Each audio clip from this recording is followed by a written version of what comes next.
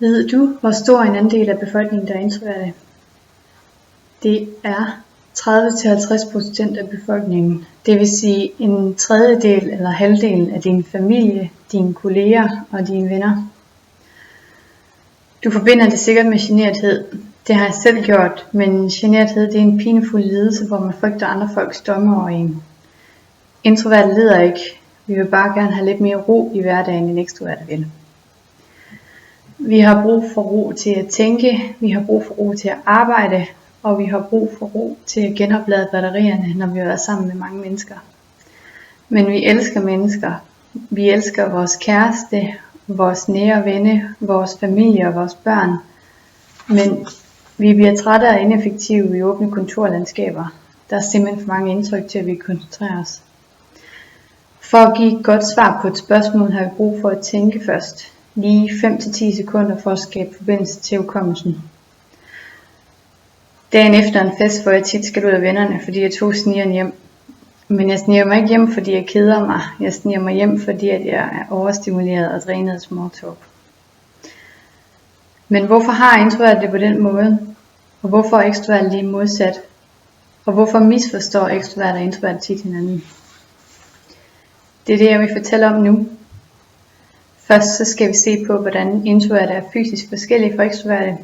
Dernæst skal vi se på, hvordan samfundet har brug for introverte. Og til sidst så vil jeg argumentere for, hvordan en ekstrovert kan have gavn af en introvert. Mit navn er Susie Schmidt. For cirka 6 år siden fandt jeg ud af, at jeg var introvert. Og det var en stor lettelse for mig, fordi nu vidste jeg, at min væremåde ikke var en lidelse, jeg skulle af med. Den er i stedet et vigtigt persontræk, som jeg skal udvikle og gøre stærkere. Og nu er det blevet min opgave at hjælpe andre introverte til at nå samforståelse. Så hvorfor har ekstroverte altid et flot svar lige for hoften, imens introverte skal have tid til at tænke, før de kan svare?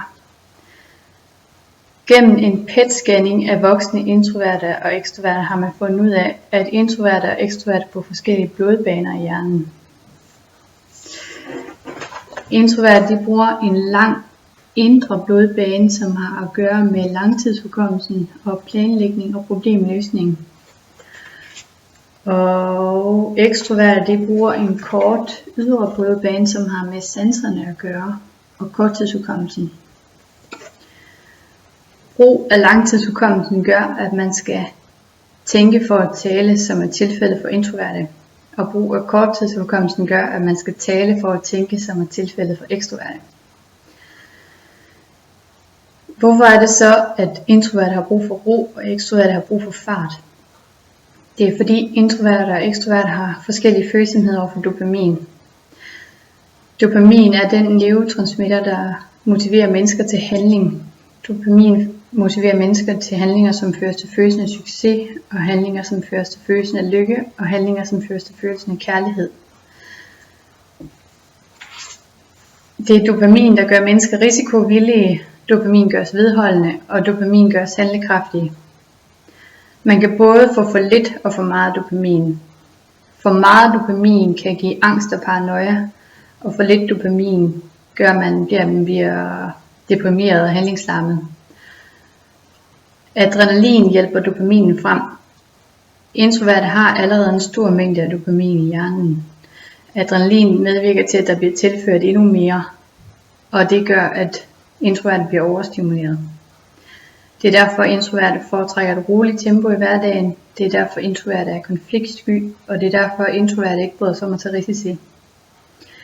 Ekstroverte derimod har en mindre mængde dopamin i hjernen, og ekstroverte har brug for adrenalin for at få tilført dopamin.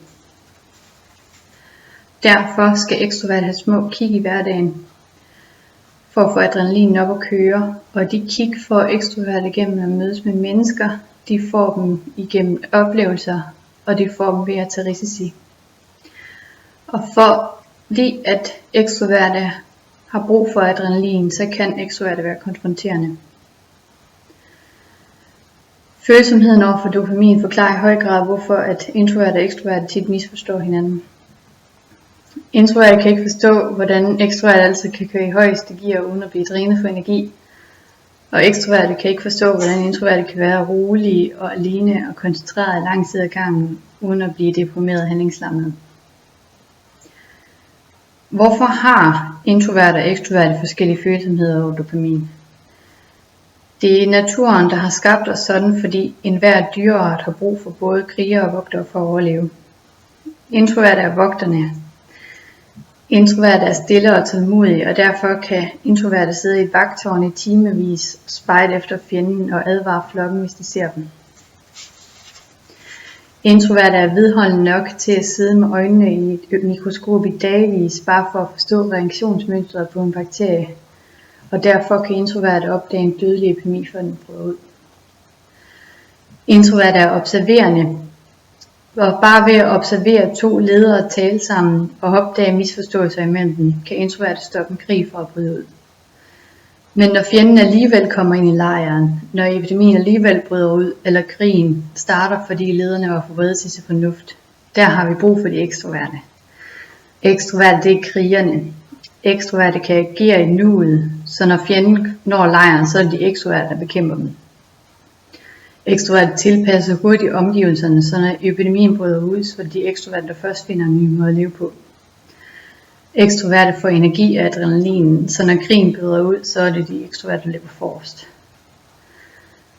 Introverte er eftertænksomme og forsigtige, og ekstroverte reagerer og tager risici. Derfor siger man, at det er de ekstroverte, der fik os ind i krisen, og det er de introverte, der må få os ud igen. En, der har været god til at hjælpe folk i krise, er Moder Teresa. Gennem hendes godhed, hendes respekt og hendes menneskelige indsigt har Moder Teresa hjulpet og rørt ufattelig mange mennesker i dyb krise. Menneskelig indsigt er noget, mange introverte besidder. Derfor er vi gode til at lytte til andre, derfor kan vi læse mellem linjerne, og derfor er vi gode til at hjælpe andre, især de ekstroverte. Det er vigtigt, at ekstroverte har introverte blandt vennerne eller familien, fordi ekstroverte har brug for at tale, for at tænke, og introverte har ro til at lytte. Og hvad sker der, når en ekstrovert ikke kan få sit kig udefra? Så kan en introvert lære ham at få det gennem hans tanker. Vi kan lære jer rigdommen i at forestille jer det, I elsker allerhøjest, og få glæde af det, selvom det ikke er til stede lige nu. Det er igennem introverte, at mennesker har fået nogle fantastiske historier foræret. Historier som den lille havfrue, Harry Potter og Ringenes Herre er alle opfundet af introverte. Det er relativitetsteorien af Albert Einstein også, og Apple Computers. Den første Apple Computer blev lavet af Steve Wozniak og ikke Steve Jobs. Så stregen i sandet er, at introverte de bidrager med forsigtighed, eftertænksomhed og kreativitet. Jeg håber, du er blevet klogere på introversion, og at du ser det som et positivt karaktertræk. Jeg håber, at de introverte, der har lyttet med, har fået en større selvrespekt. Og så håber jeg, at alle, der har lyttet med, vil starte fremmende tiltag for introverte. For eksempel ved at italesætte det på arbejdspladsen eller i skolen. Tak for jeres tid.